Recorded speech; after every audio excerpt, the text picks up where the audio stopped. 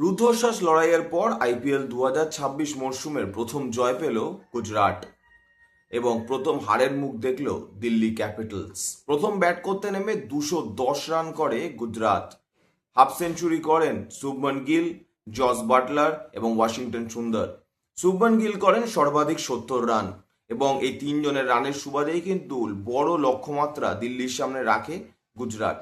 Bat করতে নেমে সাবলীল ছিলেন প্রথম নিশাঙ্কা এবং ব্যাটে রান পেলেন কে এল রাহুল কিন্তু 90 রান করলেন গুজরাটের বিরুদ্ধে। প্রথম নিশাঙ্কা আউট হয়ে যাওয়ার পর আসলে ধস নামে দিল্লির ব্যাটিংয়ে এবং সেই ধস নামায় রাশিদ খান। রান পেলেন না আগের 2 ম্যাচের নায়ক সামির রিজভি। তবে একদম শেষ মুহূর্তে মিলার রিটায়ার্ড আউট হয়ে যাওয়ার পর মাঠে নেমে কিন্তু দুর্দান্ত কামব্যাক করেছিল দিল্লির হয়ে। কিন্তু একই দিনে তিনি নায়ক আবার তিনি ভিলেন। শেষ বলের আগের বলে সহজ রান তিনি মিস করেন বা নেন না। শেষ বলে ব্যাটে বল লাগাতে না পেরে রান নিতে গেলে আউট হয় কুলদীপ যাদব।